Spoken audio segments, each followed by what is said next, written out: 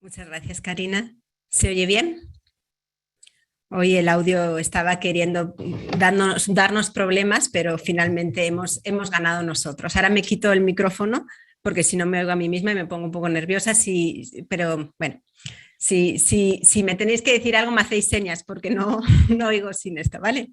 Muy bien, te escuchamos bien. Bueno, yo agradezco mucho la oportunidad, la verdad, de compartir un tema que yo tengo mucho en el corazón desde hace muchos años, que es el tema del género en diálogo con la antropología cristiana, que en lo personal me ha hecho caminar mucho y espero que me siga haciendo caminar y que no puede dejar de interpelarnos realmente. Por eso me da mucho gusto ver que hay gente interesada de tantos países. Me dio un poquito de susto también cuando escuchaba tantos países conectados. Digo, ay madre, y pues le pedimos al Espíritu Santo, menos mal que Úrsula nos encomendó, pues que cada uno podamos recibir una palabra de claridad para tener un poquito más de instrumentos, de herramientas para afrontar un tema pues que es complejo, pero que también creo que es una oportunidad de crecimiento. ¿Vale? Yo para apoyar un poco mi reflexión he preparado una presentación muy sencilla que comparto y el título, ¿la ven? Y el título que sugerimos juntas era el de Teorías de Género e Identidad Católica, ¿no? que ya en sí mismo puede interpelar, algunas vendrán con curiosidad, otras preguntarán, bueno, ¿es posible conciliar género e identidad católica? Otras dirán, bueno, ya era hora de que por fin se hablara de esto, porque hacía mucho tiempo que tendríamos que haber visto que hay armonía, otras vendrán con inquietudes mucho más personales. Y sabiendo que cada quien traemos pues preguntas, inquietudes y perspectivas muy distintas, yo plantearía una primera pregunta, bueno, ¿qué buscamos en este diálogo? ¿No? ¿Qué es lo que intentaremos clarificar, afrontar? Y son tres cosas fundamentalmente. Uno, me gustaría comprender, entender la diferencia entre teorías de género e ideología de género. Esa es la gran primera lección que quisiera que nos llevemos hoy a casa. Después comprender, y aquí quizás alguna pueda empezar a ponerse nerviosa, espero que después se nos pase a lo largo de la conferencia, que el concepto de género es compatible con una visión antropológica cristiana y veremos en qué forma y en qué medida. Y comprender qué significa que sexo y género se pueden distinguir pero no se pueden separar. Esto es lo que vamos a intentar a lo largo de esta breve intervención, pero es un encuentro que tiene muchos límites, ¿no? Y algunos que se me ocurren, aunque quizás muchas de vosotras podrían añadir otros. Seguramente no vamos a responder a muchas de las preguntas prácticas, importantes, existenciales, familiares, que quizás muchas de nosotras tengamos hoy al acercarnos aquí. Y tener en cuenta que se trata de un primer acercamiento, ¿no? que exige profundización, que exige maduración, etcétera, ¿no? Entonces, conscientes de los límites, pero también de la oportunidad que representa un encuentro así, os propongo un esquema muy sencillo, ¿vale? Primero vamos a definir términos, voy a definir qué entiendo por sexo, qué entiendo por género. Después vamos a ver lo que llamo modelos de género, es decir, distintas formas de relacionar sexo y género. Después vamos a ver cuáles son los elementos que entran en juego en la formación de la identidad de género y después vamos a tratar de sacar algunas conclusiones, ¿vale? Entonces, empezamos con el primer punto, que sería definir términos. Es la parte más fácil, la verdad, porque son solo dos. Bueno, sexo es también bastante evidente. Por sexo vamos a entender el aspecto biológico, ¿no? Todo el conjunto de características en el nivel, bueno, cromosómico, genital, morfológico, hormonal, etcétera, que caracterizan el cuerpo de una persona, un cuerpo que es dimórfico a nivel sexual, ¿no? Esto, como veremos después, es puesto en tela de juicio por algunas biólogas feministas, pero nosotros lo vamos a dar como un dato cierto, ¿vale? Que después voy a tratar de comprobar. Entonces, sexo, bueno, la parte biológica, y por género vamos a entender el papel sociocultural del sexo, es decir, cómo se ha interpretado este dato corpóreo a lo largo de la historia, en las distintas culturas, en los distintos contextos, ¿vale? Esta definición no me la he inventado yo, es la definición, como veis aquí, que de alguna manera recoge la Moris Letizia número 56. Hay distintas definiciones de género. Y aquí entramos con nuestra primera complicación, ¿vale? Porque, como reconoce una feminista que se llama Jane Flax, dice, hay tantas concepciones de género como teóricas en el mundo, ¿no? Porque dice, cada quien llena este concepto del contenido a partir de sus propios presupuestos, ¿no? Entonces, podemos utilizar la palabra género entendiendo cosas muy distintas, ¿vale? Eso es lo que pone aquí. El término género no es un término unívoco, es un término muy equívoco, ¿vale? He puesto esta definición porque es una definición en la que un porcentaje muy alto de personas, de teóricas, de feministas podrían estar de acuerdo. Entonces, un término aceptable, ¿no? Aceptable para muchas personas, ¿vale? Pero no sería el único. Otros van a decir otras cosas y voy a insinuar algunas de ellas, ¿vale? Entonces, primer punto superado porque era muy sencillo, la distinción entre sexo y género. Y eso me lleva al segundo punto que os ponía ahí en el esquema, que es cómo se relacionan sexo y género, ¿no? Porque como decía, el término género no es un término unívoco. Las distintas teorías lo llenan de un contenido que es distinto.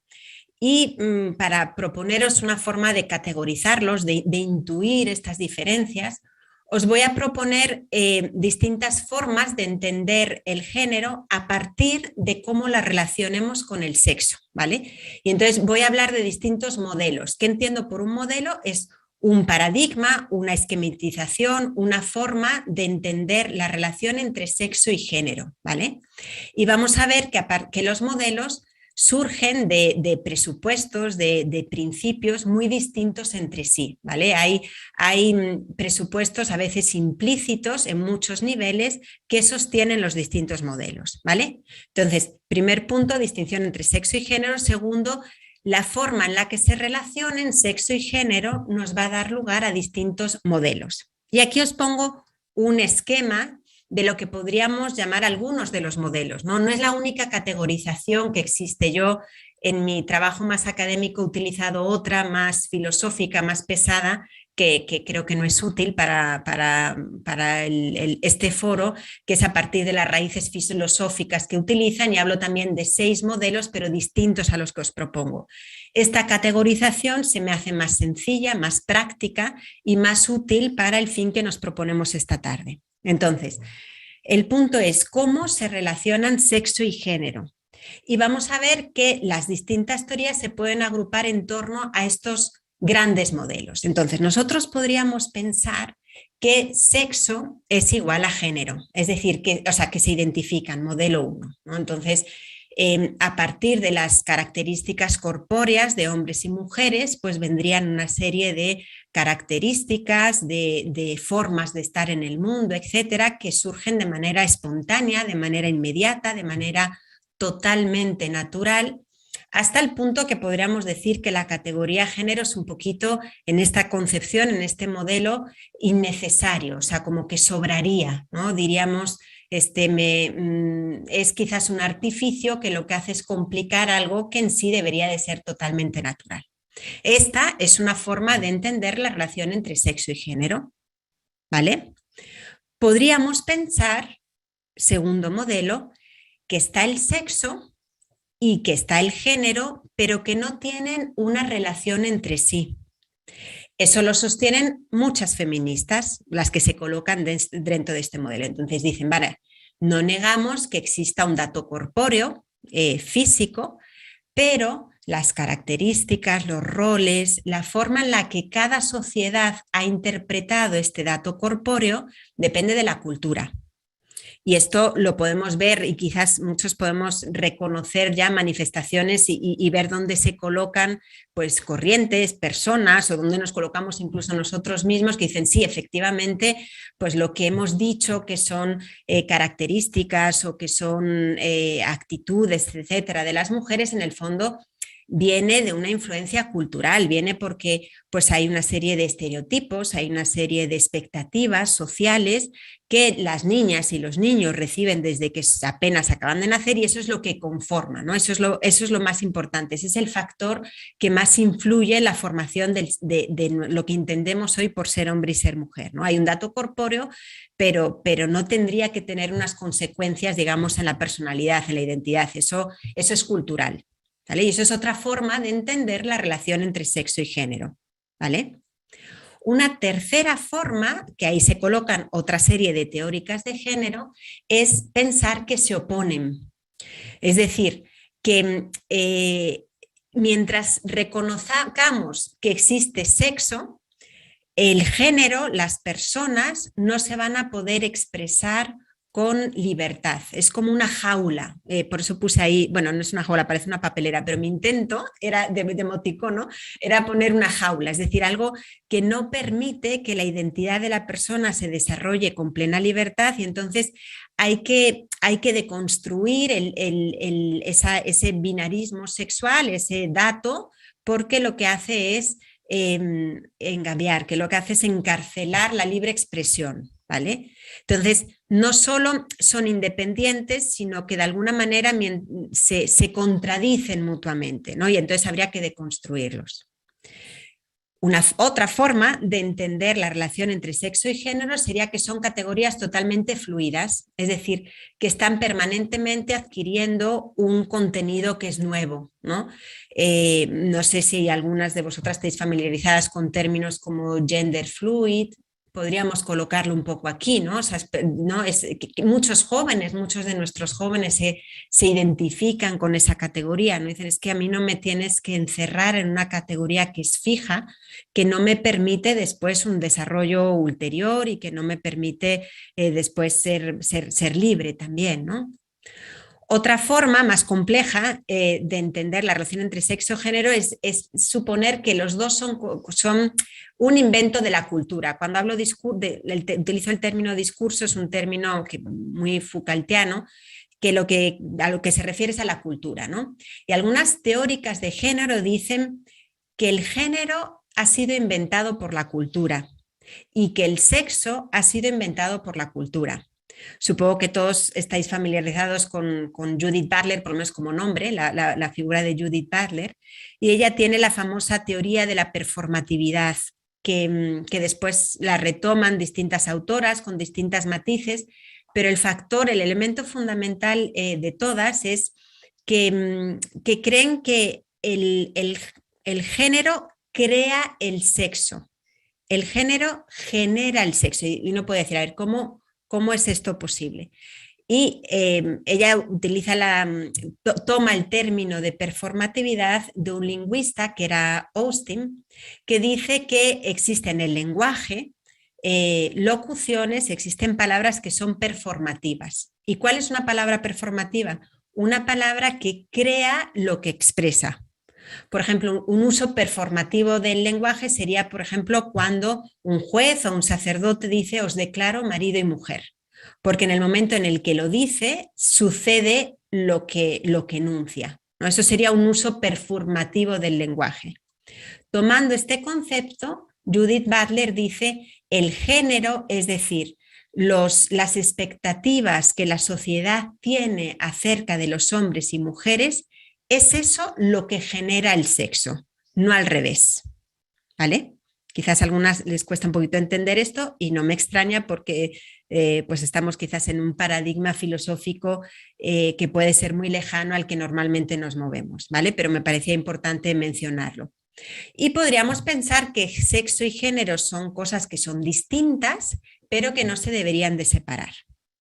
Quizás alguna a estas alturas pueda estar más confundida que cuando empezó y puede decir, bueno, ¿por qué nos está hablando de todos estos modelos distintos? ¿Cuál es mi intento? Como decía al inicio, yo quisiera demostrar que el término género en sí mismo no es incompatible con una visión antropológica cristiana. Quisiera distinguir entre teorías e ideologías de género y para eso el primer punto que estoy haciendo es hacer ver que existen formas muy distintas de entender el género, de entender su relación con el sexo. Entonces, esto ya nos puede llevar a una primera conclusión, es hacernos ver que cuando hablamos de género tendríamos que especificar, bueno, ¿qué entiendes tú? ¿De qué presupuestos partes? ¿De qué? Porque podríamos movernos en el paradigma 1, 2, 3, 4. Bueno, en el 1 sobra la palabra género, pero en los demás podemos entender cosas muy distintas. ¿Me explico? Entonces, primera conclusión que anticipo de alguna manera, no se puede hablar tanto de teoría de género cuanto de teorías de género.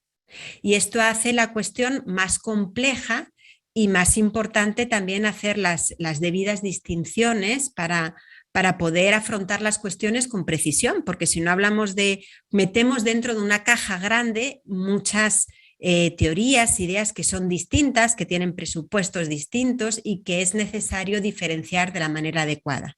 Bien, entonces hasta ahí creo que parece complejo, pero creo que es sencillo, ¿no?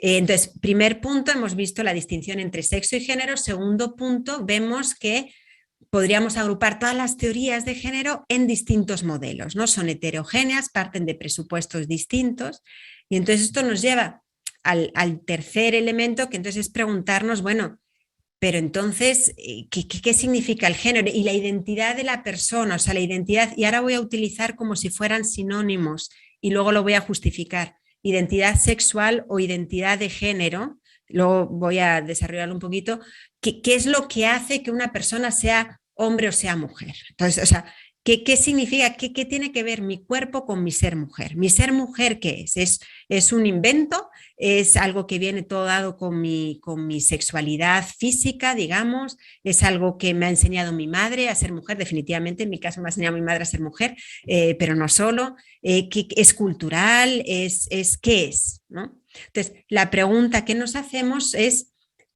qué elementos entran en la formación de la identidad de la persona, de la identidad de género, ¿vale? Y aquí vemos, esto es una agrupación que hace en algún momento Aristide Fumagalli, que es un moralista aquí católico, me gusta, por eso la propongo. Él dice que las distintas teorías de género se podrían agrupar también según el elemento que ellos consideren como elemento central en la formación de la identidad de género. Es decir, dice, hay algunas teorías que dicen lo fundamental, lo que te hace ser hombre o ser mujer es solo la biología. Otros dicen es solo la cultura y otros dicen es solo la libertad. Esas son como tres grandes respuestas, tres grandes enfoques ante la pregunta ¿qué es lo que me hace ser hombre o ser mujer? ¿Qué es lo que me hace ser, ahora vamos a utilizar esta terminología, cuál es el origen de mi identidad de género, ¿no? ¿Cómo se relacionan? Volvemos a la pregunta, sexo y género. Y entonces, como decíamos, hay algunos enfoques que ponen todo el acento en la biología. Entonces dicen, en verdad, de mi cuerpo pues vienen una serie de características, de predisposiciones, donde todo es natural de alguna manera, todo me viene dado. Y esto es lo que debería de conformar de manera espontánea, inmediata, la cultura, ¿no? Y cuando esto no sucede, pues hay algún tipo de anomalía y se puede llamar enfermedad, desorden, pecado, disfunción y se le pueden dar distintos nombres, pero se piensa en esta primera respuesta que la biología es el factor determinante y suficiente por sí mismo, ¿vale? Otras respuestas se colocan más bien en el ámbito de la cultura y dicen no, el elemento fundamental, que es lo que veíamos en el paradigma 2 principalmente, ¿no? Cuando decíamos sexo y género son independientes. Porque, bueno, hay un dato corpóreo, pero el ser humano tiene la capacidad de desafiar y de superar también el dato corpóreo y lo vemos permanentemente. Si os fijáis, bueno, los seres humanos somos, entre comillas, los únicos animales, por así decirlo, que somos capaces de desafiar los límites de nuestro cuerpo. Ahora estamos conectadas, veo 590 personas de distintos países, hay muchos kilómetros entre nosotros Y no porque tengamos una capacidad auditiva, sino, de hecho, yo he tenido que conectar dos dispositivos para oírnos, ¿no? Porque uno no me quería funcionar, entonces oigo con uno y hablo por el otro, ¿no? Entonces, a través de la técnica superamos los límites de nuestro cuerpo, desafiamos los límites, pues, del espacio y del tiempo. Entonces, desde esta perspectiva se podría pensar, bueno, entonces el dato corpóreo, que tiene una serie de características que ahora mismo no vamos a poner en tela de juicio, no debería de determinar en nada ni funciones ni características, porque la persona se hace con su libertad, se hace se hace a sí misma, ¿no? No está determinada por un dato físico, ¿sí? Y otro tipo de respuestas dicen, no, el elemento fundamental es la libertad, es decir, quién yo decido ser, ¿no? Como yo, aquí lo pone Fumagalli, dice, es cómo yo me siento, mi sentimiento psíquico. Y esto lo podemos reconocer quizás mucho en la cultura, principalmente de los jóvenes, pero no solo, ¿no? Yo intento escuchar mucho jóvenes, también en los youtubers, etcétera, que hablan de estos temas, y mucho del enfoque de ellos es lo importante es cómo tú te sientes, ¿no? O sea, si tú te sientes que eres así, pues eso es lo importante, ¿no? Y esto es algo que ha calado profundamente, ¿no? Y que llega a un poco a poner en tela de juicio el mismo dato y la percepción se sustituye por el sentimiento, ¿no? Bueno, esto es muy propio de nuestra cultura, del mundo posmoderno, pero tiene una parte de verdad que sería que en verdad yo decido quién soy, yo me hago, ¿no? Entonces, quizás algunas que empezaron confundidas ahora lo pueden estar más, ¿no? Porque nos podríamos preguntar, bueno, pues gracias por hablarnos de distintos modelos y ahora distintos factores determinantes y dónde estamos llegando, ¿no? Y lo que quisiera ahora iluminar es que nos preguntemos cada uno, y os invito a responder personalmente, bueno, según vosotras, según cada una, ¿cuál es el factor determinante en la formación de mi identidad como mujer, ¿no? A mí, ¿qué es lo que me hace que hoy me reconozca como mujer? ¿Es mi biología? ¿Es la cultura? ¿Es la libertad? ¿Qué tiene que ver mi sexo con mi identidad como mujer, ¿no? Y hemos visto que hay teorías de género que van a poner el acento en uno, en otro, y de ahí nos salen muchas teorías y muchas concepciones, ¿no? Y entonces, esta es la parte, hasta aquí hemos tratado de iluminar un poquito, espero, la complejidad de la cuestión, ¿no? Que el tema del género tiene muchas como variantes, muchas perspectivas, y que es importante pues entender dónde nos estamos moviendo, ¿no? Entonces, la pregunta es, bueno, ahora voy a la parte más constructiva, ¿no? ¿Qué es lo que me hace a mí ser mujer? Y lo que os propongo, que creo que es un poco una concreción o de lo que sería la visión antropológica cristiana, y ahora lo justifico, mi ser mujer, mi identidad de género como mujer, sería el resultado de la integración de distintos elementos, en los cuales, como pongo por aquí, ninguno es prescindible y ninguno es suficiente. Ninguno es prescindible, no puedo poner ninguno entre paréntesis, y ninguno es suficiente en sí mismo, ninguno basta, ninguno es absoluto. Y esto ya nos hace ver que, en mi parecer, y esto es una opinión y ahora me diréis si estáis de acuerdo o no, toda esta cuestión del género ha obligado a la antropología cristiana a profundizar y a quizás tener en cuenta o dar más espacio, más reflexión a elementos a los cuales no se había dado la suficiente reflexión, ¿no? Los cuales no se habían madurado suficientemente. Entonces, me parece que las preguntas que se nos han planteado nos obligan a profundizar y, por tanto, a ofrecer una visión y una antropología de la sexualidad más rica, porque ha pasado y se ha dejado interpelar por estos interrogantes. Entonces, ¿qué es lo que os estoy proponiendo? Que mi ser mujer es el resultado de la integración del cuerpo, de la psique, de la cultura y de la libertad. Y ninguno es el elemento suficiente, insisto, ¿no? Entonces empezamos con el cuerpo, ¿no? El cuerpo, y aquí lo digo rápido por el tema que tenemos, pero creo que es una cuestión apasionante que tenemos que seguir profundizando desde muchos puntos de vista. Profundizar en la relación entre cuerpo e identidad. Ahora estoy hablando de identidad en el sentido psicológico, ¿no? Porque la identidad en el sentido psicológico nos explican que se forma a partir, pues, de los procesos psíquicos que se dan a partir de las experiencias. Y estas experiencias son siempre corpóreas. No podemos tener una experiencia extraña o es radicada, como se dice, desenraizada, perdón, pienso en italiano, desenraizada de nuestro cuerpo, que se desvincule de nuestro cuerpo, ¿no? Y entonces, qué importante o qué serio es pensar que nuestra identidad no puede poner entre paréntesis el dato a partir del cual se ha desarrollado. O sea, no hay experiencia sin cuerpo y, por tanto, ¿cómo pensar que puede haber identidad poniendo entre paréntesis el dato corpóreo, ¿no? Aquí es muy bonito y digo, ese es un tema que a mí me apasiona y que me gustaría, creo que exige también hay mucho hecho, pero que mucho desarrollo del punto de vista biológico, genético, psicológico, antropológico, ciertamente, ¿no? Pero es muy, pongo un ejemplo, ¿no? Como para intentar ver de manera intuitiva.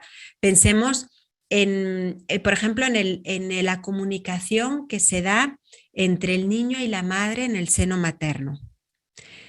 ¿Qué tipo de comunicación es? Es una comunicación física, no es reflexiva, no es cultural, ciertamente, o sea, no pasa por el lenguaje, ¿no? Es física, es de elementos químicos, ¿no? Pero que son vehículo de un lenguaje afectivo. Y el niño percibe la tensión de la madre, la paz, la alegría de la madre.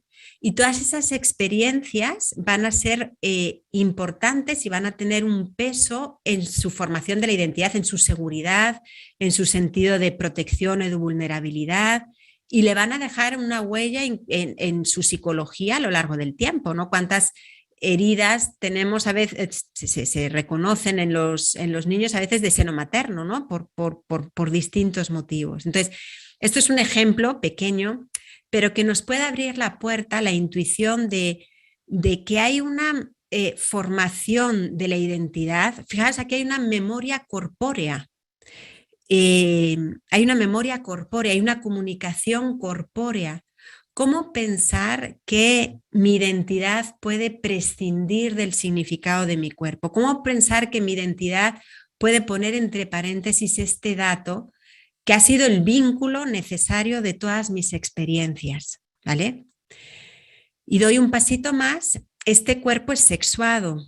Aquí me gusta mucho una reflexión de una psicoanalista feminista, de la cual creo que hay elementos interesantes, otros no, que se llama Nancy Codorow, es americana, tiene 70 y pico años, y ella es una mujer que al inicio de su carrera quiso combatir mucho lo que ella llamaba la tiranía de lo biológico, ¿no? Decía, no es verdad que nuestro cuerpo, o sea, estamos en los años 70, y está en esa onda un poco del feminismo, y decía, con Simone de Beauvoir y otras, nuestro cuerpo no es condena, ¿no? Es la cultura la que nos dice que es lo que somos como mujeres, ¿no? El cuerpo es un dato, pero no nos da una identidad en cuanto a características, en cuanto a actitudes, en cuanto a funciones, ¿no? Podemos superar esta tiranía de lo biológico, así lo dicen las feministas. Y esto lo decía un poco al inicio de su carrera. Y tiene reflexiones muy interesantes, ¿no? En ese sentido. Y más adelante dice, tengo que reconocer con el tiempo, ya psicoanalista, que hay experiencias que hacemos con nuestro cuerpo que tienen una incidencia fundamental en la identidad. Y dice, experiencias como la menstruación, la lactancia, la eyaculación, etcétera, dice, son experiencias que tienen un impacto en la formación de la subjetividad, que exigen una elaboración psíquica que no tiene nada que ver con el hecho de que yo tenga espalda o que tenga hombros, o sea, hay muchos datos de mi cuerpo que no me exigen la elaboración psíquica que me exigen estas experiencias. Entonces no podemos, no podemos negar que estas experiencias fuertemente sexuadas, es decir, se está refiriendo a este tipo de experiencias, tienen un impacto no solo no indiferente, sino fundamental en la formación de la identidad. Entonces estamos en el primer punto y lo que ha afirmado es que la identidad de género, que mi ser mujer no puede prescindir de un dato corpóreo. Y paso al segundo punto, y también me conecto con el tercero, es un dato corpóreo que no me dice todo, porque está inmediatamente inmerso en una serie de categorías culturales. Y aquí tenemos que ser conscientes que no existe ninguna experiencia, digamos, ahí puse pura, entre comillas, es decir, no existe ningún acceso al ¿qué significa el sexo femenino? Por ejemplo, ¿qué significa mi cuerpo de mujer? Toda reflexión, todo intento de interpretación que yo haga no puede prescindir del hecho de que yo soy una mujer occidental, de un cierto ambiente social, católica, con una familia de un cierto tipo. Mi forma de acercarme al dato no puede prescindir de esas categorías. No, las categorías y me tiñen, digamos, la percepción de una cierta forma. Y aquí podemos reconocer, ¿no? Que qué distinto es la interpretación que ha hecho del ser mujer se hace hoy, de la que hacían nuestras abuelas, en el sentido de sus concreciones, ¿no? De la que se hace hoy en otros contextos, quizás no occidentales. Y todos ponemos, ¿qué significa ser mujer? Y no podemos poner entre paréntesis esas categorías desde las cuales nosotros nos acercamos. Entonces, esto para decir que necesariamente hay una influencia cultural en toda experiencia. O sea, antes de hacer la experiencia, yo ya estoy inmersa en unas categorías que son culturales, de las cuales no puedo prescindir. Entonces, nunca es absoluta mi percepción del dato, nunca es ¿no? Esto es lo que significa. Bueno, y esto, aquí qué quiero decir, no que la verdad sea relativa, pero que sí mi acercamiento a la verdad es relativo. La verdad en sí misma, no, el modo en el cual yo me acerco, el modo en el cual yo me relaciono, es siempre limitado, ¿sí? Entonces, segundo elemento fundamental es la cultura. Y por eso podemos pues superar esquemas, percepciones, lo que se han llamado mucho en el ámbito del feminismo estereotipos, de lo que significa ser hombre, ser mujer, que son cosas que se superan con el tiempo. Y después está el elemento de la libertad, ¿no? Y libertad en el sentido, no en el sentido de autocreación, nosotros no nos autocreamos, no nos inventamos quién queremos ser, pero toca a nuestra responsabilidad el integrar todos los elementos de una manera que al final es única y que es irrepetible, ¿no? San Juan Pablo II tenía esa expresión, la estoy utilizando un poco de manera análoga porque no es exacto, es de la Mulieris Dignitatem, donde dice que la sexualidad podría ser don y tarea, ¿no? Don porque es algo que me viene dado, que yo no elijo, que yo no creo, que yo no invento, que yo no produzco, pero que también es tarea. ¿Tarea qué quiere decir? Que está en mis manos, que yo la tengo que desarrollar, que yo la tengo que asumir, ¿no? Y ahí me gusta la expresión de algunos, como Antonio Malo, que hablan de la integración, dicen como la personalización, ¿no? Personalizar, ¿qué quiere decir? Que a cada uno de nosotros nos toca a veces la compleja y complicada a veces tarea de comprender el significado de nuestro cuerpo sexuado, acogerlo libremente e integrarlo. Y esto es algo que no se da por ósmosis, que no se da así como de manera automática. Todo lo que es humano es libre y por tanto es más complejo y se da en el tiempo. Hay momentos fundamentales en esa integración. Está el momento, por ejemplo, de los primeros años de vida, que es fundamental, el famoso imprinting. Después hay un momento importante también en la adolescencia, está el momento de la juventud. ¿Qué quiere decir esto? Que estamos permanentemente integrando, permanentemente haciéndonos hombres y mujeres. Yo nazco mujer y me hago mujer también. Y me hago mujer a lo largo de mi historia y me hago mujer también con mis decisiones, con la forma en la que yo coloco, integro, me apropio de lo que la cultura me dice de ser mujer, de las experiencias que yo he tenido en mi familia y los ideales que yo tengo de ser hombre y de ser mujer, de las influencias del grupo de coetáneos, de autopercepción, de la percepción de los demás. Y cada uno después somos hombres o mujeres de una manera que es única y repetible, ¿no? Las feministas se han quejado mucho de que se hable de la mujer, ¿no? Porque dicen, no existe la mujer, existen las mujeres, ¿no? Y tienen razón en este sentido, porque la mujer en abstracto no existe un mundo de las ideas así platónico, de ahí está, la mujer es María, ¿no? Pero quitando la mujer, porque es por preeminente, digamos, después existimos las mujeres, ¿no? Que tenemos esa feminidad, pero encarnada de una manera que es única y repetible, ¿no? Entonces, veo muchas manos levantadas, pero voy a terminar el discurso antes de darlo, me quedan 5 minutitos, espacio al diálogo. Hemos empezado definiendo qué entendemos por sexo y género. Hemos visto que hay distintas formas de relacionar sexo y género, de ahí salen muchas teorías muy distintas que no se pueden considerar como si fueran un bloque monolítico, porque no lo son absolutamente. Y hemos visto que van a poner el acento fundamental en uno de los elementos, ¿no? O el cuerpo, la libertad o la psique. Y la propuesta que os hago, que creo que es la que es acorde con la visión antropológica cristiana, es que la relación entre sexo y género, la identidad de género, surge como integración de todos estos elementos, donde, repito, ninguno se puede poner entre paréntesis, pero ninguno basta por sí mismo. No es verdad que con mi cuerpo todo me viene dado, no es verdad, ese cuerpo pues está inmerso en unas categorías culturales. No es lo mismo ser mujer aquí ahora que serlo hace 100 años, que serlo en 200.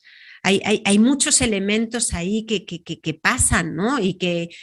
O etcétera, ¿no? Y la libertad, ¿no? Entonces, por eso decía que todas las preguntas del género pues nos han exigido quizás hacer esta profundización antropológica que no existía hace 50 años y que no existía hace 100, ¿no? Porque, como dice una feminista, Lucheri Garay, la diferencia sexual pues no ha sido una cuestión pensada a lo largo de la historia, es una cuestión muy nueva de este siglo y que hoy está exigiendo también una profundización, una fundamentación antropológica. Doy un pasito más tratando de hacer síntesis para ver que tratar de demostrar que esto de alguna manera es lo que han ido recogiendo los documentos, algunos de los documentos de la Santa Sede sobre el género, ¿no? Empezamos con 1995, creo, y luego si surge en el debate desarrollo esta idea. Me atrevería a decir que a la Santa Sede le pilló un poquito de sorpresa la irrupción del término género en el ámbito de las Naciones Unidas en el 95.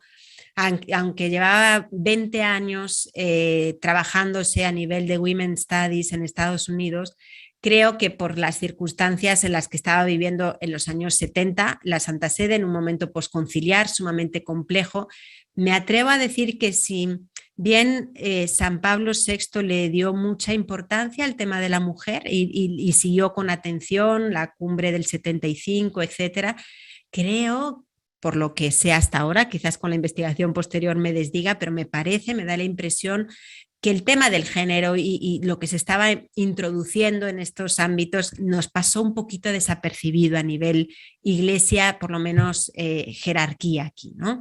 Y entonces cuando irrumpen en el 95, pues pilla un poquito de sorpresa y provoca un poco de confusión, ¿no? Por muchos motivos. Ahí hay una aclaración que hace la Santa Sede en el 95, tiene fecha del 15 de septiembre, donde dice dos cosas muy importantes, ¿no? Dice: Aceptamos el término género siempre y cuando no esté separado de la identidad sexual del hombre y de la mujer. Es decir, la aceptamos si no está separado de. Y dice otra cosa muy interesante, dice, la Iglesia no comparte la noción del determinismo biológico, según la cual todas las funciones y relaciones de los dos sexos están establecidas en un modelo único y estático. ¿Qué es esto del determinismo biológico? Me atrevería a decir que se ha asociado a la visión de la Iglesia este determinismo biológico, ¿no? Como si con el cuerpo viniera todo, ¿no?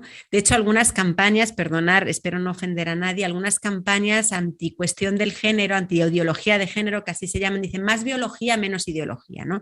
¿Qué quiere decir más biología? Entiendo el punto, entiendo la intención, quizás no es muy afortunada la expresión porque parece que hay como un determinismo, como si con la biología viniera todo dado, cuando en verdad no viene todo dado. Dice, la Iglesia no comparte el determinismo biológico, ¿no? No hay un único modelo estático en la relación entre hombres y mujeres. Esto es firmado por la Secretaría de Estado bajo San Juan Pablo II, ¿vale? 95. La Congregación de la Doctrina de la Fe en el 2004 escribió esta famosa carta sobre la relación entre los hombres y mujeres, colaboración de hombres y mujeres en la Iglesia y en la sociedad, y ahí alerta sobre el reduccionismo que se da en algunas teorías de género, ¿vale?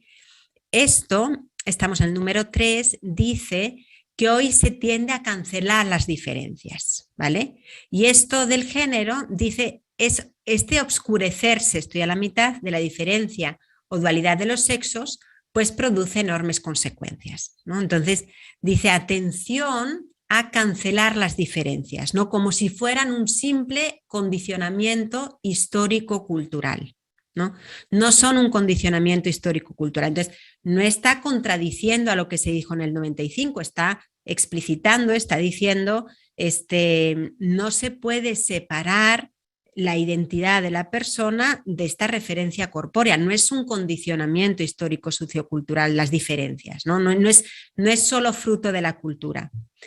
Por lo que sé, este documento de la doctrina de la fe causó una reacción de mucha defensa en el ámbito católico acerca del término género, ¿no? Se pensaba, y entiendo después la situación histórica, que junto con el género, o sea, que el género era siempre, de hecho así se definía, ¿no? Como una especie de caballo de Troya que acarreaba una visión antropológica inaceptable y que no se podía dialogar. Esa ha sido, yo lo sostuve también un tiempo, esa ha sido la opinión, la perspectiva de muchos pensadores católicos que ha calado y que quizás todavía hoy repetimos, ¿no?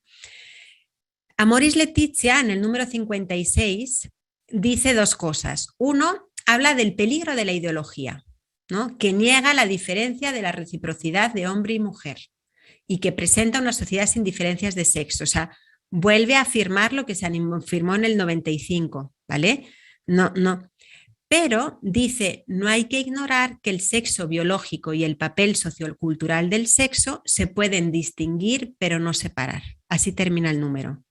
No está en contradicción con el 95. En el 95 se dice, aceptamos el término género si no se separa de la identidad sexual. Y no hay un único modelo estático ni creemos en el determinismo biológico. Aquí está diciendo lo mismo, no aceptamos la cancelación de la diferencia y entendemos que sexo y género se pueden distinguir, no separar. Voy a empezar a concluir. Lo mismo dice la Carta Varón y Mujer, publicada por la Congregación de la Educación Católica en el 2019, en el número 6, dice, tenemos que distinguir de nuevo entre la ideología de género, dice, es necesario tener en cuenta la ideología de género y las diversas investigaciones sobre el gender llevadas a cabo por las ciencias humanas, etcétera, ¿no? Ahí me he saltado, siempre lo alabo y de hecho me parece que está muy bien hecho, un comunicado de la Conferencia Episcopal Argentina publicado en el 2018 que se llama Distingamos entre perspectiva de género e ideología de género. Recomiendo ir a buscarlo porque creo que está muy bien escrito, ¿vale? Entonces, como veis, me parece que hay una continuidad muy clara en estos documentos, ¿no? Y paso al último, y con esto son las conclusiones. algunas conclusiones, ¿no? Creo que hoy conviene distinguir entre sexo y género, porque el género ya es una palabra irrenunciable. El punto es, ante ella, pues vamos a llenarla de contenido.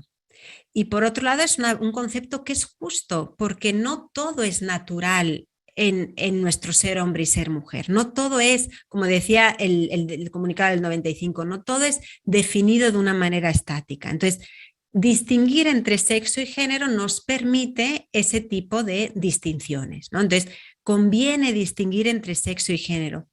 Segundo punto, es más correcto hablar de las teorías de género que de la teoría de género, ¿no? Creo que esto, hay muchas teorías de género, hay muchas formas de entender la relación entre sexo y género y, como decía, tienen presupuestos distintos. Entonces, no se puede hablar de ellas como si fueran una realidad monolítica porque no lo son, ¿vale?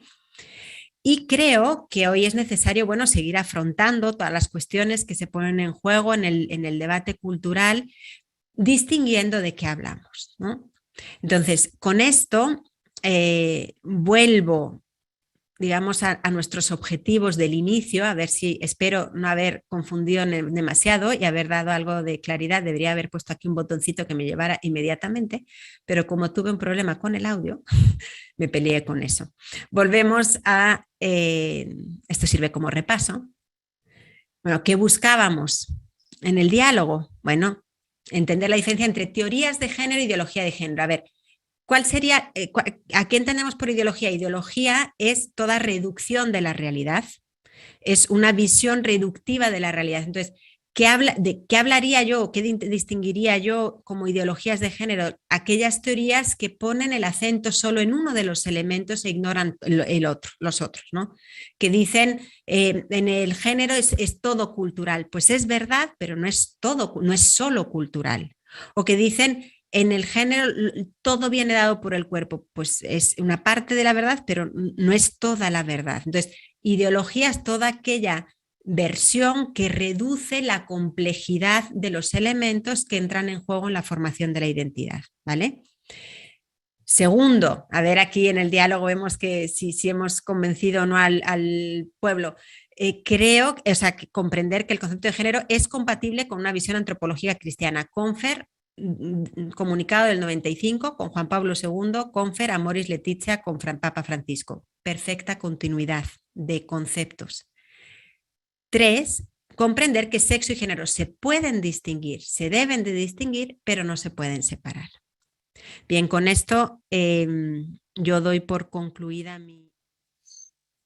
Bueno, buenas tardes a todos. Marta, un gusto escucharte nuevamente. Espero que se me esté escuchando bien, si no me avisan, por favor. La verdad, primero un comentario y luego una pregunta.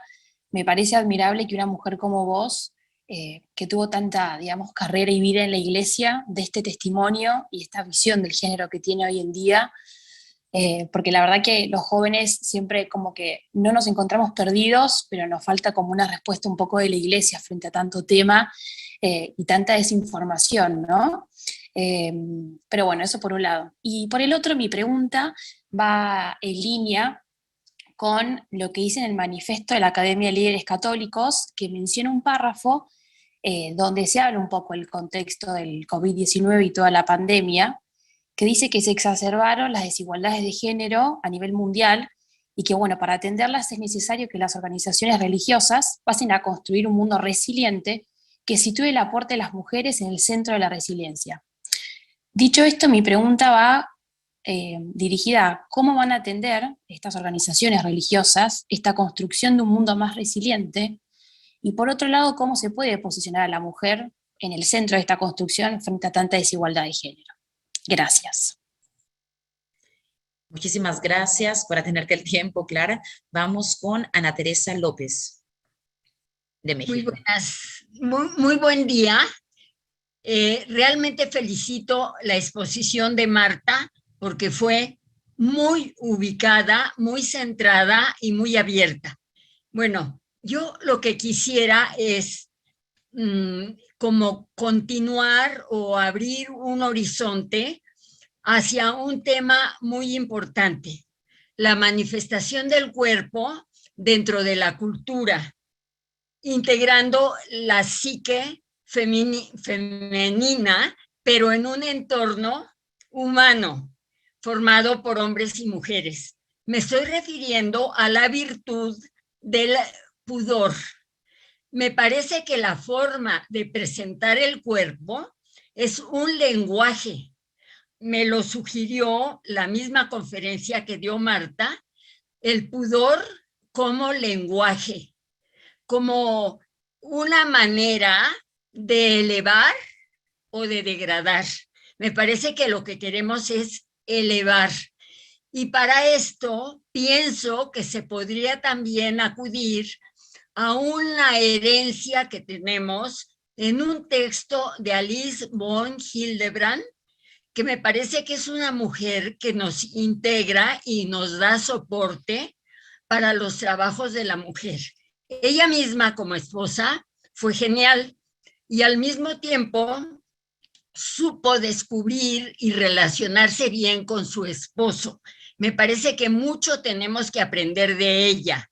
Entonces, esa es mi propuesta, profundizar en cómo la mujer maneja su cuerpo, que es muy bello, y cómo tenemos nosotros que elevar en la belleza al mundo. Esa es mi propuesta. Una disculpa, Ana Teresa, tenemos que respetar el 1 minuto y medio para que todas puedan alcanzar a participar. Seguimos con Teresa Ortuño de México.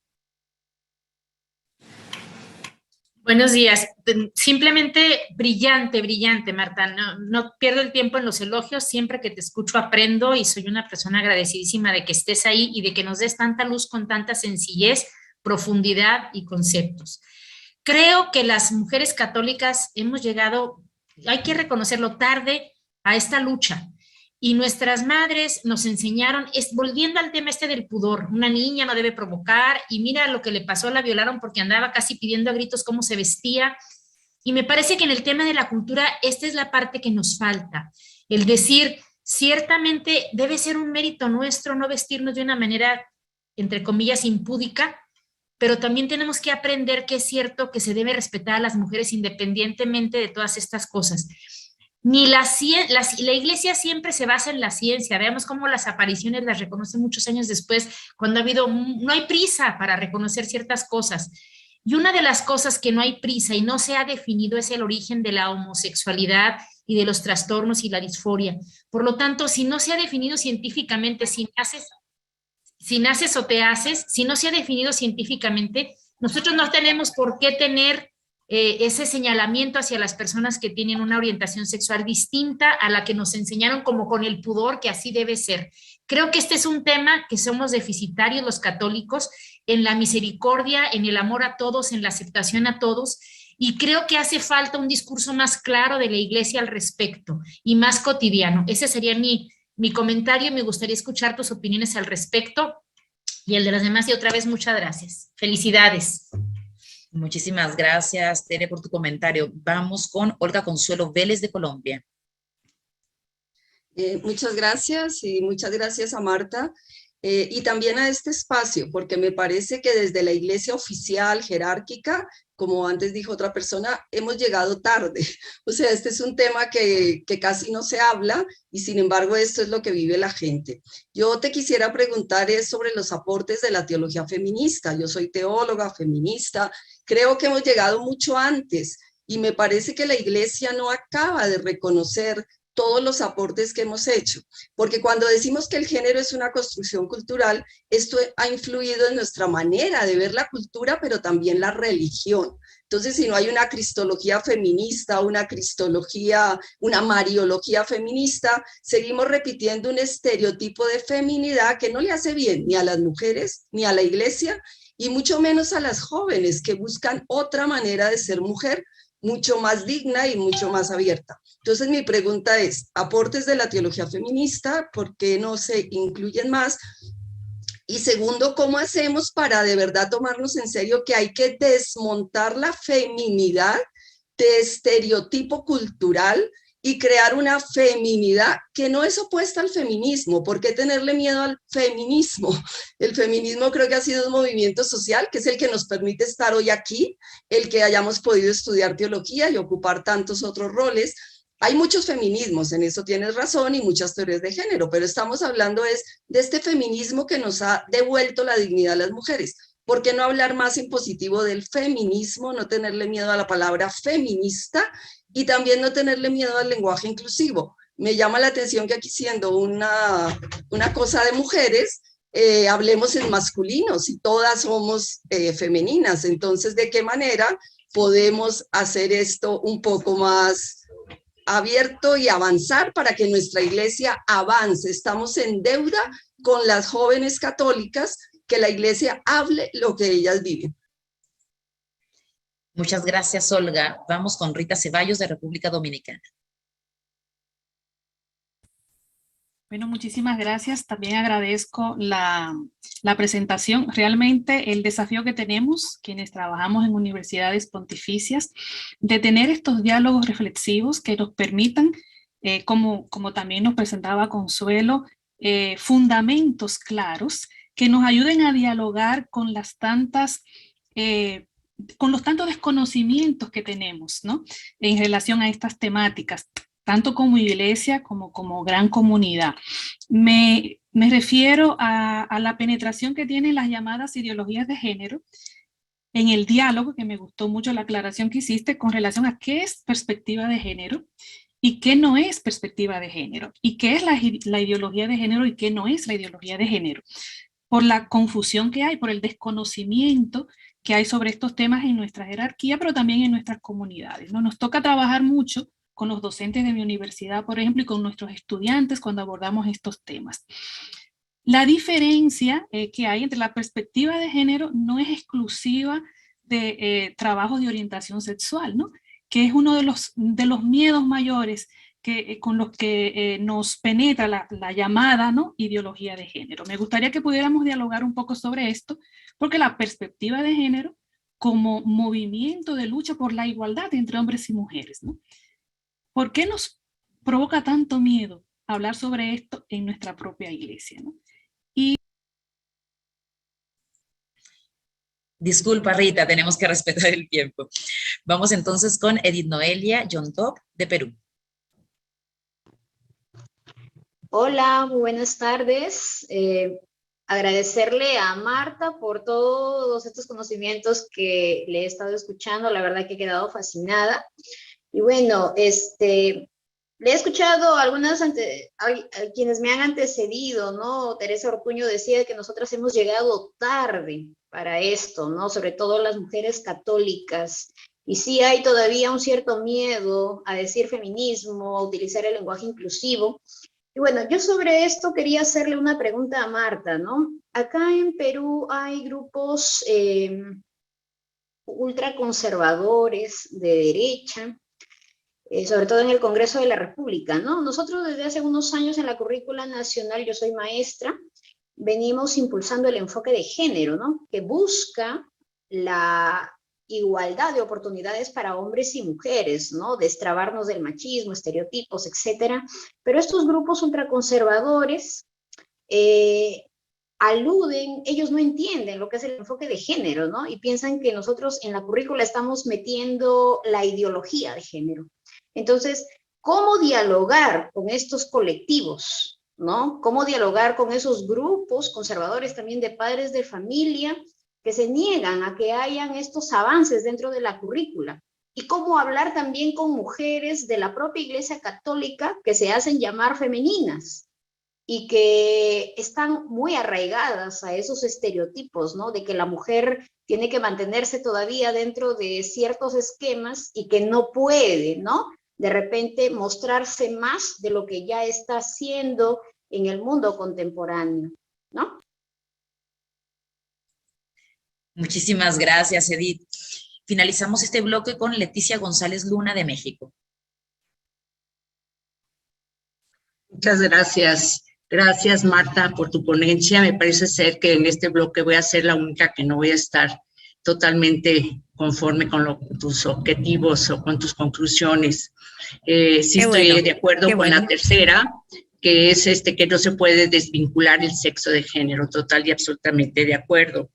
Sin embargo, por los 25 años que venimos dando seguimiento a políticas públicas, leyes, programas de gobierno que afectan vida y familia en México y en el mundo, vemos que la ideología que está detrás de las teorías de género es la ideología de género y, como mencionabas, la ONU definió género en Beijing en el 95 como un sistema de roles construido para sustituir a la biología. ¿Sí? O sea, el concepto de género ha sido manipulado a través del lenguaje para que se cambie su significado y se diluyan los conceptos. O sea, género ya no es lo que nosotros pensábamos y no es tan ingenuo como pensar que es lo que nos viene de la cultura.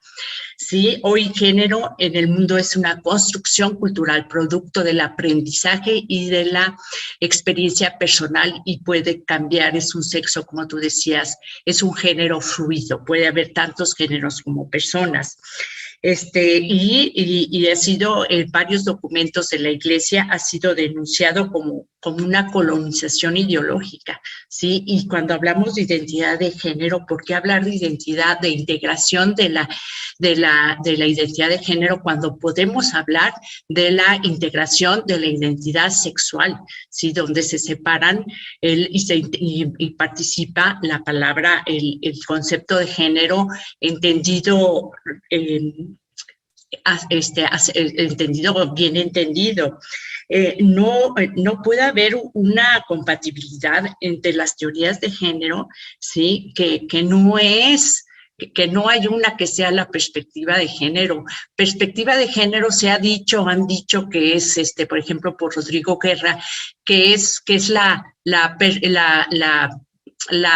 implementación del personalismo de Edith Stein y de Juan Pablo II, nada más lejano con las teorías de género, detrás de las cuales está la ideología de género hoy por hoy, y no podemos pensar en forma ingenua, porque así está. Lamentamos, Leticia, se le acabó su tiempo. Ahora damos la palabra a Marta para que pueda comentarnos. Ave María, ¿cómo hago yo a responder a tanta cosa? Agradezco mucho los comentarios de acuerdo y de desacuerdo. Gracias, Leticia, también, que todos hay perspectivas que nos hacen crecer y que subrayan aspectos que son reales. Digo, muy rapidísimo, tomando elementos un poquito de todas, estoy de acuerdo en que como Iglesia vamos tarde y que no hemos afrontado de la manera adecuada el lenguaje ni con los jóvenes, ni muchas veces con mundos del feminismo, no con todos. Y que hoy se nos exige y los jóvenes nos piden, en concreto, Clara, me tocas una fibra que yo tengo muy fuerte y es la necesidad de una conversión, porque hay una verdadera fractura generacional en estos aspectos, ¿no? Creo que es muy distinto cómo mi madre siente estos temas, cómo lo siento yo y cómo lo sienten mis sobrinos, ¿no? Y eso me habla de la necesidad de construir puentes y de entender qué es lo que el otro tiene en la cabeza, en la sensibilidad, para tratar de caminar juntos, no hacia una verdad licuada, sino a acercarnos a la única verdad que nos hace libres, ¿no? Pero donde cada uno tenemos una perspectiva que es válida. Hacías una pregunta muy importante a la que no sé responder, ¿no? El tema de las mujeres COVID, de las religiosas, etcétera, porque pues habría que preguntárselo a ellas. Lo que yo sí sé es que las mujeres son quizás las que más han sufrido las consecuencias de la pandemia, y eso hay muchos estudios que lo demuestran, y también son las que están aportando en muchos campos un enfoque más novedoso a la hora de pensar en modelos de desarrollo que más sostenible. Ahí os recomiendo entrar a la Comisión COVID del Vaticano. Ahí está Sor Alessandra Smerilli, que es muy buena, que ha trabajado con distintas economistas y que ven que no porque el enfoque de las mujeres sea mejor, sino porque ha faltado. O sea, yo no me gustan las visiones dialécticas, ¿no? De hombres o mujeres, ¿no? O ahora, ¿no? Pensamiento masculino, pensamiento femenino. Ojalá pensemos juntos, ¿no? Porque cuando los hombres piensan solos, piensan regular, y cuando las mujeres pensamos solas, también pensamos regular, ¿no? Y creo que ahora es el momento de integrar ese aporte de las mujeres al mundo de la economía, de la cultura, que ha faltado y que efectivamente puede traer un oxígeno, ¿no? y perspectivas muy, muy novedosas. Estoy de acuerdo en la importancia de recuperar el significado del cuerpo, ¿no? Hoy es curioso, ¿no? Es un momento de exaltación del cuerpo y al mismo tiempo de despersonalización del cuerpo, ¿no? Y eso pues habla al final de la relación con uno mismo, ¿no? Y yo creo que quizás parte de la alfabetización y de la educación, y también me atrevería a decir de la evangelización, pasa por descubrir el cuerpo y su significado, ¿no? Y creo que ahí tenemos un terreno también de diálogo con los jóvenes importante. Estoy muy de acuerdo, Teresa, en que vamos tarde a esta lucha, que se necesita un discurso más claro o más pastoral, ¿no? Más capaz, que no significa renunciar a la doctrina, ni mucho menos, sino que sepa poner la verdad pues, en las categorías de la belleza y de la belleza que ilumina, ¿no? Mi realidad concreta. El tema de la atracción al mismo sexo es una cuestión compleja que quizás también hemos afrontado de una manera un poco reduccionista, ¿no? Yo creo que puede haber muchas causas por las cuales una persona tenga dificultad para integrar plenamente el significado de su cuerpo. Si hemos dicho que la identidad se forma como integración de cuerpo, de psique, de cultura, de libertad, de historia, pues podríamos ver que hay causas de dificultad de integración en todos los niveles, ¿no? Causas biológicas, causas culturales, causas psíquicas, y es mucho más complejo, ¿no? que de lo que quizás podríamos haber entendido, y creo que nos tenemos que poner de rodillas ante las experiencias, ante los sufrimientos también de las personas, pues para tratar de iluminar de la manera adecuada, ¿no? Creo que sí, Olga, que las mujeres tienen mucho que aportar a la teología. No, de nuevo, aquí no me gusta oponer, ¿no? Teología feminista, teología de los hombres. Creo que la teología se enriquece mucho cuando pasa por el corazón y la experiencia de una mujer. Aquí deberíamos dar la palabra a alguna teóloga de mi grupo, Marcela Mazzini, que es teóloga, yo no lo soy. Creo que como iglesia esto es una cuestión un poco nueva, pues porque efectivamente las mujeres han entrado en el mundo de la teología en los últimos años, entonces es una perspectiva que quizás están algunas cansadas de que no se haya escuchado más, pero es relativamente reciente en la historia.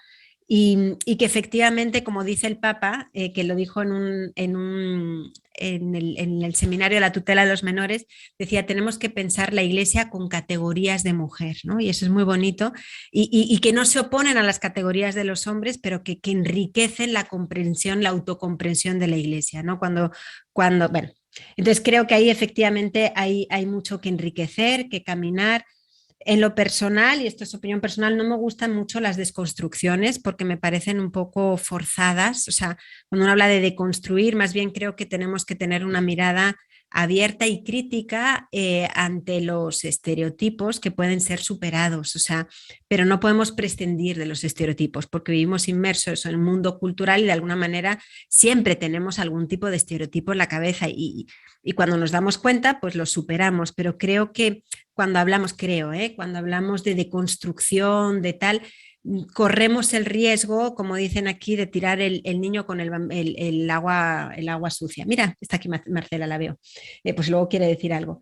Efectivamente, creo que no tenemos que tener el miedo al feminismo. La Iglesia como tal, porque hay que distinguir, ¿no? Los pronunciamientos del magisterio de los últimos años y cada uno de nosotros que somos Iglesia, ¿no?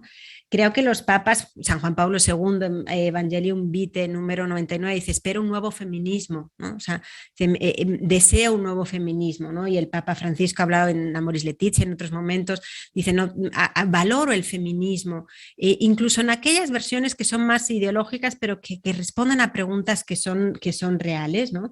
Dice, valoro el feminismo siempre que no suponga negar la diferencia ni negar la maternidad, ¿no? Entonces, creo que esa mirada, yo me siento invitada al menos a tenerla, es una actitud que es de diálogo, que es de no tener miedo a hablar, a escuchar y a dejarse interpelar, ¿no?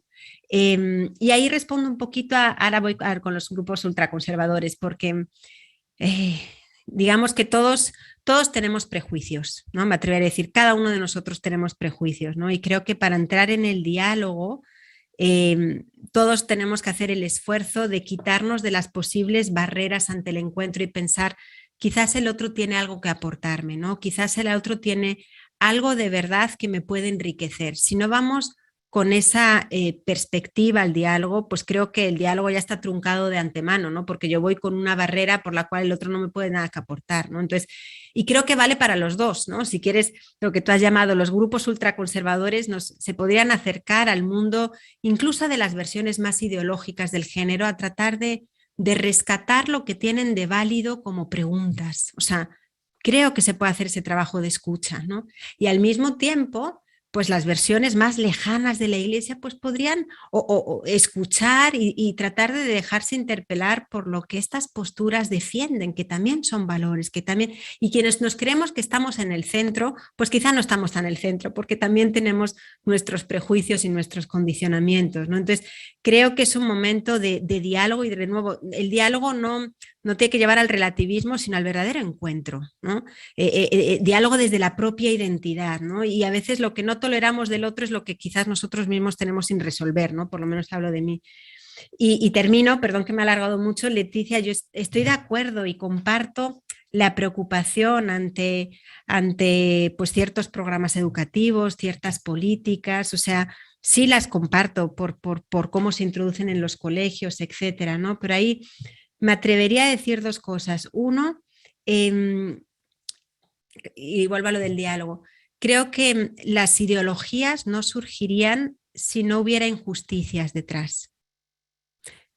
Las ideologías siempre surgen a raíz de las injusticias. Entonces creo que además de condenar las versiones ideológicas, deberíamos de dejarnos interpretar por las preguntas que plantean y por los sufrimientos que de alguna manera las suscitan, ¿no? Entonces, porque si no, no las resolvemos. Entonces, creo que detrás de toda la cuestión del género y detrás de algunas versiones del feminismo, hay muchas versiones ideológicas, claro que sí, pero hay cosas que no estaban bien como estaban. Entonces, no podemos simplemente decir piazza pulita, hacer como si borrón y cuenta nueva y esto, sino ponernos en camino, ¿no?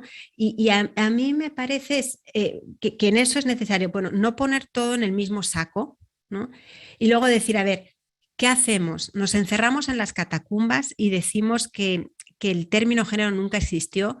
No podemos recorrer, o sea, no tiene sentido de volver la historia atrás 60 años.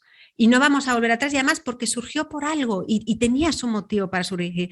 O llenarlo de contenido o enseñar a nuestros jóvenes que si tratan de poner entre paréntesis su experiencia corpórea, quizás no, su identidad se construya sobre fundamentos que son un poquito frágiles, ¿no? O sea, creo que tenemos que mirar hacia adelante para rescatar lo que se pueda rescatar y al mismo tiempo llenar de contenido, ¿no? Es una opinión, creo que los jóvenes lo piden, creo que los jóvenes lo necesitan. Es discutible, ¿no? Veo que está aquí Marcela, entonces supongo que le quieren dar la palabra, ¿verdad? Me da mucho gusto. Así es, Marta, así es. Muchísimas gracias por tu resumen y hacerte cargo de todos los comentarios.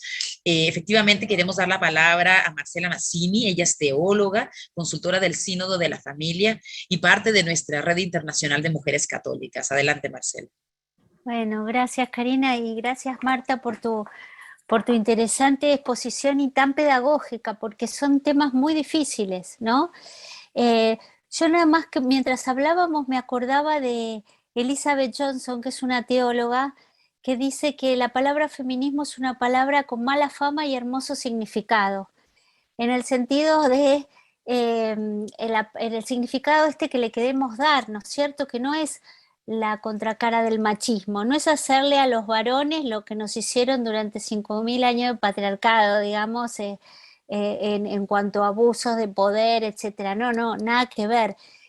Lo entendemos más en la línea de Gálatas 3:28, ¿no? Que en Cristo no hay judío ni griego, esclavo ni hombre libre, varón ni mujer, sino todo lo contrario, un feminismo que también es liberador para los varones, porque los saca a ellos de esos estereotipos que los encasillan y los condenan a ser fuertes, resueltos, racionales y tener todas las cosas claras y establecer también esa dicotomía antropológica de la que hablabas, Marta, y de la que quería salir, digamos, ¿no? Estas dialécticas, estas posiciones dialécticas. Entonces, bueno, tengamos conciencia que estamos a los inicios, ¿no es cierto? Como cuando uno empieza la escuela, no puede pretender resolver la ecuación combinada, tiene que conformarse con aprender a sumar y restar, y yo creo que como comunidad eclesial estamos empezando estos diálogos donde tenemos que formarnos en una construcción a la que hemos llegado tarde, digamos, tal vez muchas veces por temor, ¿no es cierto? Temas que nos dan miedo, que nos asustan, que tenemos miedo de desviarnos, de salirnos, y por el contrario creo que, bueno, justamente se trata de aprender a pensar y a pensar juntos, ¿no? Exactamente como la Virgen que dijo, ¿cómo puede ser esto? Entonces, bueno, en eso estamos y estamos tratando de aprender con la confianza de hacerlo en comunidad. Entonces, si pensamos, si nos equivocamos, bueno, juntos vamos a encontrar el camino, en definitiva, como decía el Papa al comienzo de su magisterio, una iglesia accidentada, ¿no? Prefiero una iglesia accidentada, pero que sale al encuentro de la cultura, que quiere dialogar y bueno, y en estos diálogos estamos, así que sí, yo creo que tenemos que iniciar un camino y bueno, y agradezco tu tesis doctoral sobre la cuestión de género desde la filosofía, porque esos son los temas de los que tenemos que hablar. Bueno, no sé si aporté algo, pero era lo que me surgía. Muchas gracias. Yo Muchísimas agradezco haberla gracias, terminado. Marcela. Muy bien, seguimos con nuestro segundo bloque de preguntas. Doy la palabra a Sorreinita Vilches de Perú.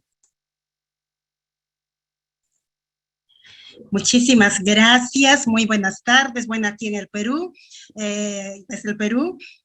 Gracias a la Academia de Líderes Católicos por este diálogo entre mujeres, sobre todo mujeres líderes católicas que han estado en la organización de este evento.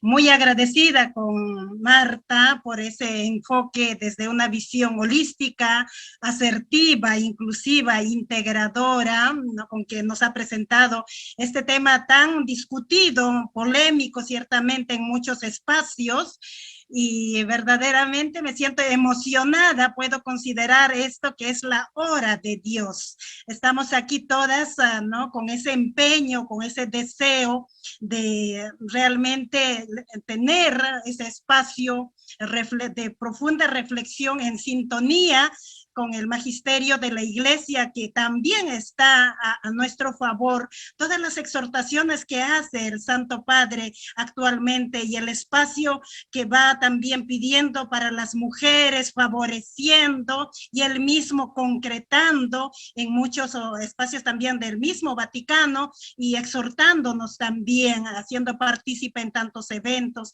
ahora también para la secretaria para el sínodo sobre la sinodalidad y muchos otros. Entonces, por esta hora de Dios tenemos que empeñarnos.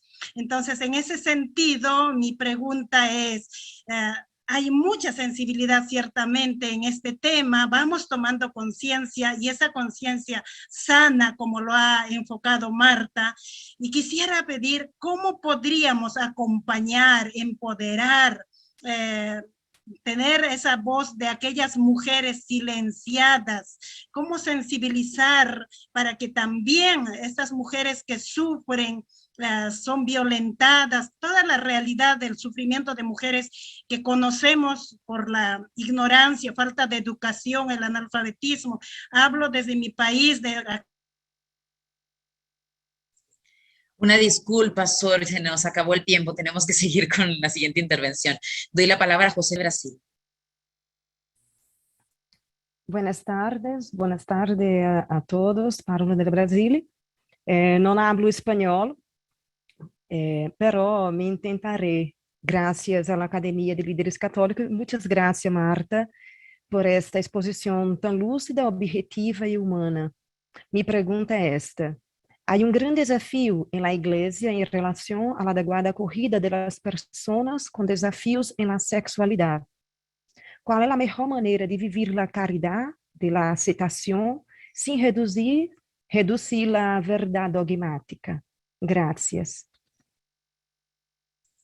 Muchísimas gracias. Doy la palabra a Fabiola Bastos de Argentina.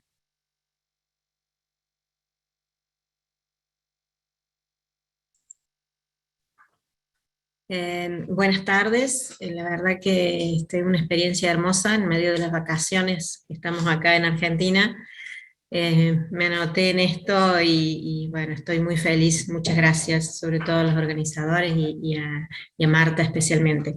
Dos cositas muy cortas, soy docente, quería decirles, desarrollo este tema mucho con los jóvenes y en la capacitación de otros docentes. Y me interesaría, por un lado, el tema de si van a sugerir algún material de lectura posterior a este encuentro, y si va a estar disponible el material que utilizó Marta, o bien alguna guía como para, por un lado, el tema material. Y por el otro lado, concretamente con relación al documento del año 2019, Varón y Mujer los creó, acá en Argentina hubo mucho revuelo con relación a eso, porque ¿no te parece, Marta, que desde el principio titular un documento para abordar en estos tiempos estos temas con el nombre Varón y Mujer los creó, cuando nosotros, sí, desde nuestra fe católica nos remitimos automáticamente al Génesis, pero no necesariamente toda la gente se remite al Génesis? Entonces eso generó mucho revuelo. Incluso muchos dijeron que el Papa Francisco no sabía que iba a salir ese documento en esos términos. Mi pregunta concreta es si también a ustedes les hizo un poquito de ruido el documento desde el título. Y nada más, muchas gracias. Muchísimas gracias. Doy la palabra a María Cristina Rodríguez de México. Muchas gracias, Marta, pues interesantísimo y además me encanta desafiante, que eso es como algo que me gusta muchísimo para repensar todo.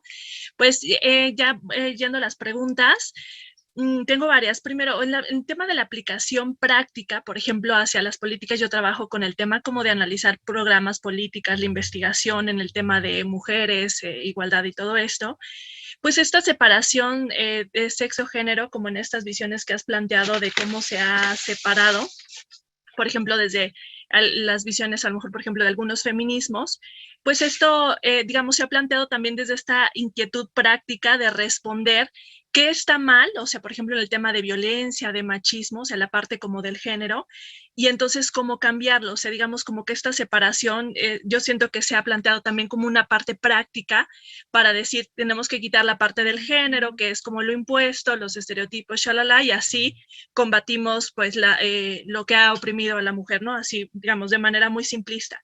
Entonces, desde esta como teoría de la integración que vas planteando, ¿cómo el tema del machismo, la misoginia o la parte como de los estereotipos reduccionistas, tú los plantearías como cómo los plantearías como una deficiencia en la integración de la masculinidad, de la feminidad, como una deficiencia en algún elemento? O sea, ¿cómo podríamos teorizar la explicación de estos fenómenos? Digo, sé que ya, como decían, estamos apenas en el kindergarten de esta teorización, pero bueno, un poco es luego la necesidad práctica que hay, ¿no? Y luego en el tema... Lo lamento, se nos acabó el tiempo. Vamos con Lidia Terrazas de México. Hola, ¿qué tal? Buenos días, muchas gracias, encantada de estar aquí. Mi comentario va también en el sentido de lo que dijo Sorreinita. Yo creo que nos falta mucha presencia a las mujeres católicas en los ambientes donde sí efectivamente los grupos de ideología de género han tenido mucha presencia, que son en los temas de violencia en contra de las mujeres. Creo que nosotros como católicas no hemos estado presentes, nos ha faltado estar ahí, hay mucho trabajo que hacer, y que eso también ha dado mucho pie para todas estas ideologías para combatir el papel también del varón, ¿no? Minimizarlo, confrontarnos contra ellos. Entonces, como que falta un posicionamiento claro, yo creo, bueno, por lo menos pienso que de la iglesia o de guiarnos, o de redirigir todos esos esfuerzos de mujeres en donde podemos hacer presencia para también dar el lado de la iglesia y esa caridad hacia las personas. Creo que nos falta estar ahí. Por eso ahorita hay tanta confrontación con los hombres, porque pues obviamente la violencia no la podemos ocultar, y eso da pie también pues para que exista esa confrontación. Muchísimas gracias, Lidia. Le doy la palabra a Michelle Flores de México. Hola, soy Michelle, tengo 14, sé que soy muy joven, pero en verdad me encanta tener información acerca de estos temas. Y bueno, estoy en un consejo del Sistema de Protección de Niños, Niñas y Adolescentes, donde les ayudo a los niños a que conozcan sus derechos, y uno de ellos pues es la igualdad que tenemos los hombres y las mujeres. Y también voy a participar en un MIUN, que es un modelo de Naciones Unidas, también acá en mi colegio, y escogimos participar en la sección de ONU Mujeres, y en verdad me gustaría saber dónde puedo conseguir información, como qué lecturas puedo hacer, a quién puedo seguir para poder informarme mejor en este tema y tener opiniones objetivas. Y bueno, muchísimas gracias por darnos esta plática a todas nosotras. Muchísimas gracias, Michelle. Qué padre tener a alguien joven como tú entre nosotras. Muy bienvenida. Quiero dar ahora especialmente la palabra a María Lía Servino. Ella es miembro también de nuestra Red Internacional de Mujeres Católicas, así como teóloga. Adelante, Lía. Muchas gracias, pero no soy teóloga, soy socióloga. Ay, disculpa. Encantada de tener la palabra y de poder decirle muchas gracias a Marta, no solo por los verdaderos contenidos, sino por el modo en que lo has hecho, que además de pedagógico, tiene mucho de humildad, de apertura, de comprensión del otro, y me remito directamente a una formulación tuya acerca de que los feminismos han surgido porque detrás había alguna injusticia. Entonces te pregunto, no, lo estoy simplificando, lo dijiste mucho mejor de lo que estoy diciendo yo ahora, pero me pregunto si previo a un diálogo no sería de parte nuestra, de las mujeres católicas que reconocemos esta carencia, si no habría que salir al encuentro de esas injusticias, como decía Sor Reinita, de poner en evidencia, en visibilidad lo que sufren las mujeres, por ejemplo en América Latina, de modo tal de empezar desde ahí el diálogo, desde una acción común con aquellas que también detectan hoy las preguntas que están aún sin responder y que son producto de una injusticia. Gracias, Marta. Muchísimas gracias, Lía. Finalizamos este bloque de preguntas con Alejandra Segura, nuestro presidente. Muchas gracias, Karina. Muchísimas gracias, Marta, la academia, las participantes y todas las que intervinieron con sus preguntas, sus comentarios, porque nos abren horizontes, facilitan este diálogo, lo expanden, que es la intención que tenemos con esta serie de conferencias y diálogos que iniciamos este año con esta brillantísima exposición de Marta, que nos abre a todo un mundo de reflexiones, preguntas.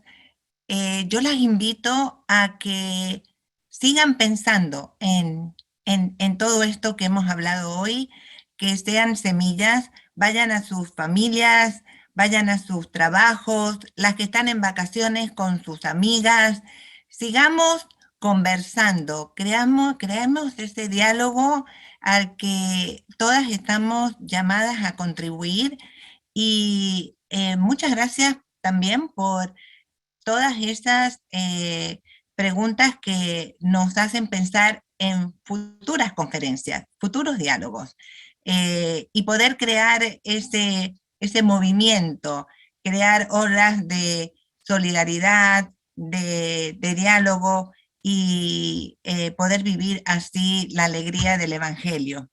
Las bendigo, les deseo lo mejor y las esperamos para el próximo conversatorio.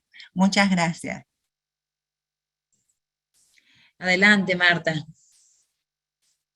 A ver, rapidísimo. Ay, me quito esto. Sor Reinita, me quedé una palabra, formar. Creo que hay que formar a las mujeres y todo lo que se puede hacer para formar a las mujeres pues va a ser muy, muy importante y muy bienvenido. Ha habido varias preguntas sobre aplicaciones, ¿no? Josefa hablaba de cómo acoger a quienes tienen dificultad en la identificación con su género, etcétera.